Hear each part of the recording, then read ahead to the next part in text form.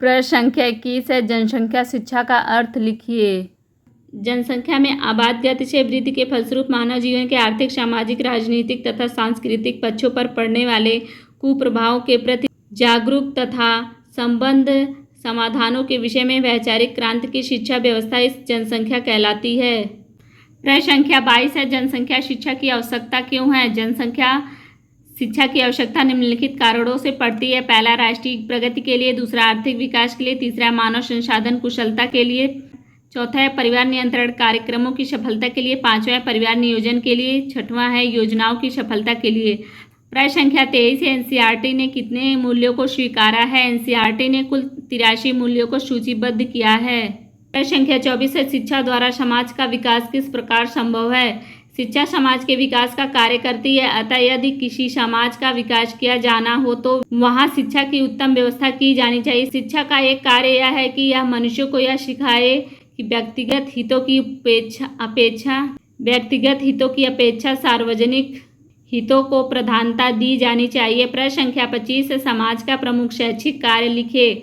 समाज बालकों हेतु शिक्षा संस्थानों की स्थापना करता है, उन संस्थाओं को चलाने के लिए उनकी वित्तीय सहायता करता है। प्रश्न संख्या 26 है, समाज शारीरिक विकास के लिए क्या करता है? समाज अपने सदस्यों के शारीरिक विकास हेतु खेल कूद के साधनों का प्रबंध करता है। समाज बालकों के व्यायाम हेतु व्यायामशालाओं का निर्माण करता है। प्रश्न संख्या 27 है, परिवार द्वारा शारीरिक विकास के साधन बताइए। घर पर ही व्यक्ति के शारीरिक विकास की नींव पड़ती है, इसके लिए निम्नलिखित बातों का ध्यान रखना चाहिए। हवादार घर हो, भोजन, वस्त्र, व्यायाम और आराम, व्यक्तिगत स्वच्छता आदि ही पारिवारिक द्वारा शारीरिक विकास के साधन हैं। प्रश्न संख्या 28 है, परिवार द्वारा बालक के शैक्षिक विकास की व्यवस्था किस प्रकार करनी चाहिए? परिवार को बच्चे के शारीरिक विकास के साथ साथ उनके बौद्धिक विकास का भी ध्यान रखना चाहिए। बौद्धिक विकास से संबंधित खिलौने, पहेली बॉक्स, चित्र पहेलियाँ, शिक्षाप्रद कहानियों की पुस्तक आदि की व्यवस्था करनी चाहिए। प्रश्न संख्या 29 है, घर को बालोपयोगी कैसे बनाया जाना चाहिए? इस संबंध में गिजू भाई का कथन है, हमारे घरों में ऐसी खुटियाँ कहाँ हैं कि जिन तक बालक के हाथ पहुँच सके। हमारे घरों में टंगी बढ़िया तस्वीर बहुत ऊंचाई पर टंगी होती है, उनकी ओर हमारा अपना ध्यान ही बहुत कम जाता है। ऐसी स्थिति में उनका बालकों के लिए क्या उपयोग रह जाता है? प्रश्न संख्या 30 है, व्यक्ति और समाज का संबंध बताइए। व्यक्ति और समाज का घनिष्ठ संबंध होता है। यद्यपि यह सत्य है कि व्यक्ति समाज को प्रभावित करता है, किंतु वह स्वयं भी समाज से प्रभावित होता है। जन्म लेते ही वह समाज के प्रभाव में आने लगता है। प्रश्न संख्या 31 है, किसका कथन है कि शिक्षा वह है जो जीवन की संपूर्ण सत्ता के समन्वय स्थापित करने की शक्ति देती है? रविन्द्रनाथ टैगोर का। प्रश्न संख्या 32 है, प्रयोजनवादी शिक्षा की विशेषताएं बताइए।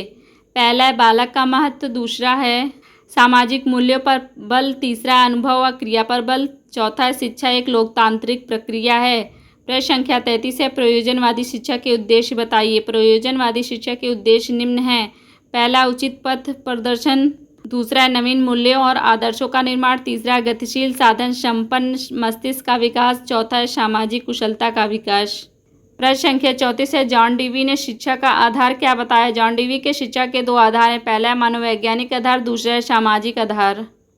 प्रश्न संख्या 35 है, योजना विधि के जनक कौन है? इस विधि के सोपानों को बताइए। योजना विधि के जनक किलपैट्रिक हैं, यह जॉन डीवी के शिष्य थे। योजना विधि के प्रमुख सोपान इस प्रकार हैं।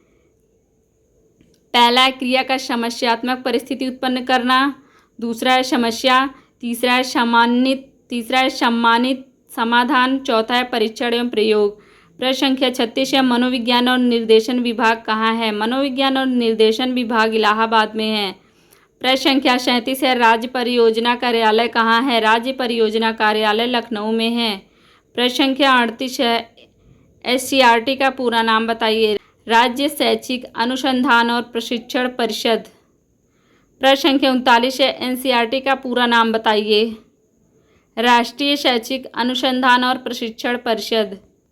प्रश्न संख्या 40 है, राज्य शैक्षिक अनुसंधान और प्रशिक्षण परिषद गठन किस वर्ष में हुआ? राज्य शैक्षिक अनुसंधान और प्रशिक्षण परिषद गठन 1981 में हुआ था। प्रश्न संख्या 41 है, एनसीईआरटी कहाँ है? एनसीईआरटी नई दिल्ली में है। प्रश्न संख्या 42 है, बीआरसी का पूरा नाम क्या है? ब्लॉक संसाधन केंद्र। प्रश्न संख्या 43 है, घर का परिवार की मूल्यों के विकास में भूमिका बताइए। घर को जीवन की शाश्वत पाठशाला कहा जाता है। बालक अपने पारिवारिक मूल्यों की अनुकृति है। प्रश्न संख्या 44 है, बालक में मूल्यों के विकास हेतु कौन से जनसंचार साधन हैं?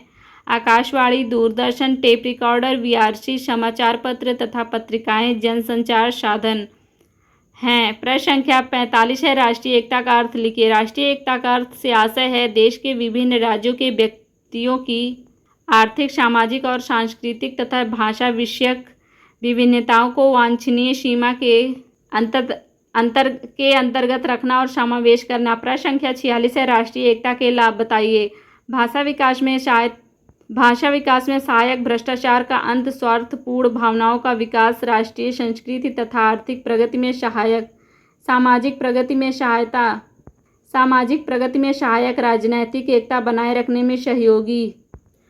प्रश्न संख्या 47 है, अंतर्राष्ट्रीय सद्भावना का अर्थ बताइए। अंतर्राष्ट्रीय एक भावना है जो व्यक्ति को यह बताती है कि वह अपने राज्य का ही सदस्य नहीं है वरन विश्व का भी नागरिक है। प्रश्न संख्या 48 है, बुनियादी शिक्षा के जनक कौन है? बुनियादी शिक्षा के जनक महात्मा गांधी हैं। प्रश्न संख्या 49 है, मॉन्टेसरी शिक्षण पद्धति की प्रमुख विशेषताएं बताइए। एक कर्मेंद्रियों की शिक्षा, दूसरा है ज्ञानेंद्रियों की शिक्षा। प्रश्न संख्या 50 है, महात्मा गांधी के अनुसार शिक्षण पद्धति क्या है? करके सीखना, दूसरा अनुभव कर से सीखना, तीसरा सहसंबंध विधि। प्रश्न संख्या 51 है, पंचपदी प्रणाली के जनक कौन है? पंचपदी प्रणाली के जनक हर्बर्ट हैं। प्रश्न संख्या 52 है, खेल विधि के जनक कौन है? खेल विधि के जनक फ्रॉवेल हैं। प्रश्न संख्या 53 है, किंडरगार्टन पद्धति के जनक कौन है? किंडरगार्टन पद्धति के जनक फ्रॉवेल हैं। प्रश्न संख्या 54 है, ड्रॉप आउट बच्चे कौन है? वे समस्त बच्चे जो शिक्षा की मुख्य धारा से दूर हैं ड्रॉप आउट बच्चे कहलाते हैं। प्रश्न संख्या 55 है, मानव की शिक्षा पुस्तक के रचयिता कौन है? फ्रॉवेल। प्रश्न संख्या 56 है, किस शिक्षा शास्त्री ने अपने शिक्षण प्रणाली में विद्यालय को बाल भवन कहा है? गिजुभाई बधेका ने। प्रश्न संख्या 57 है, जनसंख्या शिक्षा को राष्ट्रीय कार्यक्रम के रूप में किस वर्ष लागू किया गया? सन 1969 में। प्रश्न संख्या 58 है, शिक्षा को निश्चित स्तर तक सभी लोगों के लिए अनिवार्य एवं निःशुल्क उपलब्ध कराना किस योजना कार्यक्रम का तात्पर्य है? शिक्षा का सार्वभौमिकरण कर शिक्षा को प्रत्येक बालक तक पहुंचाना है। प्रश्न संख्या 59 है, एक निश्चित आयु स्तर से कम आयु स्तर के बालकों से घरेलू कार्य कराना कहलाता है बाल श्रम। प्रश्न संख्या 60 है, परिवार, समाज, राज्य एवं जनसंचार माध्यम किसके प्रभावी कारक हैं? शिक्षा के। प्रश्न संख्या 61 है, विद्यालयों में सभी को एक साथ रखना, सबके साथ समान व्यवहार करना और सभी के बीच एकता बनाए रखना क्या कहलाता है? शैक्षिक अवसरों की समानता।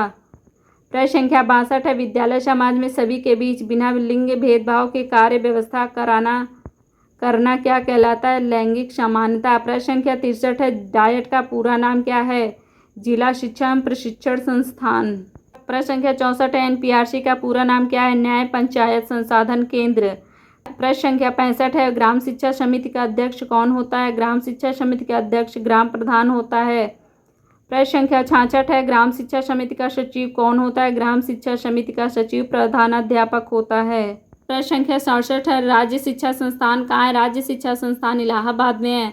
प्रश्न संख्या 68 है, राज्य हिंदी संस्थान कहाँ स्थित है? राज्य हिंदी संस्थान वाराणसी में स्थित है।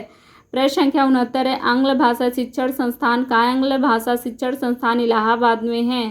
प्रश्न संख्या 70 है, बौद्धकालीन शिक्षा के अंतर्गत मठ में प्रवेश के पूर्व कौन सा संस्कार होता था? प्रबज्जा संस्कार। प्रश्न संख्या 71 है, शिक्षा के किस उद्देश्य के अंतर्गत व्यक्ति के उच्चतम विकास अथवा आत्मज्ञान पर बल दिया जाता है? आदर्शवाद। प्रश्न संख्या 72 है, वह शिक्षा जिसमें किसी निश्चित पाठ्यक्रम, विद्यालय तथा वातावरण की आवश्यकता नहीं होती है? प्रकृतिवाद। प्रश्न संख्या 73 है, विद्यालय प्रकृति की गोद में स्वतंत्र एवं खुले वातावरण में हो यह विचार किसने दिया? रूसो ने। प्रश्न संख्या 74 है, छात्रों को गतिविधि या उदाहरण के माध्यम से पाठ पढ़ाते समय ही व्याकरण शिक्षण सहजता से पढ़ने की वकालत किसने की है? जॉन ड्यूवी ने। प्रश्न संख्या 75 है, सच्ची शिक्षा वही है जो छात्रों में व्यक्तित्व का विकास कर उनमें आत्मज्ञान, नागरिक दायित्व, जनतंत्र में आस्था, अहिंसा, एकता व भ्रष्टाचार, भाईचारा जैसी भावनाओं को उत्पन्न करती है। यह सोच विचार किसका है? महात्मा गांधी का। प्रश्न संख्या 76 है, वैदिक साहित्य में शिक्षा शब्द का प्रयोग प्रश्न संख्या 76 है, वैदिक साहित्य में शिक्षा शब्द का प्रयोग किन अर्थों में किया गया है? विद्या, ज्ञान, बोध और विजय के रूप में प्रयोग किया गया। प्रश्न संख्या 77 है, बौद्धकालीन शिक्षा का मुख्य उद्देश्य क्या था? बौद्धकालीन शिक्षा का प्रमुख उद्देश्य था मोक्ष था। प्रश्न संख्या 78 है, शिक्षा में प्रयोजनवाद के जन्मदाता कौन है? William James. प्रश्न संख्या 79 है, सर्वोत्तम शिक्षा वही है जो संपूर्ण सृष्टि से हमारे जीवन का सामंजस्य स्थापित करती है। यह कथन किसका है? रविन्द्रनाथ टैगोर का। प्रश्न संख्या 80 है, बालकों को बाल देवो भव। प्रश्न संख्या 80 है, बालकों को बाल देवो भव की संज्ञा किसने दी थी? गिजुभाई ने।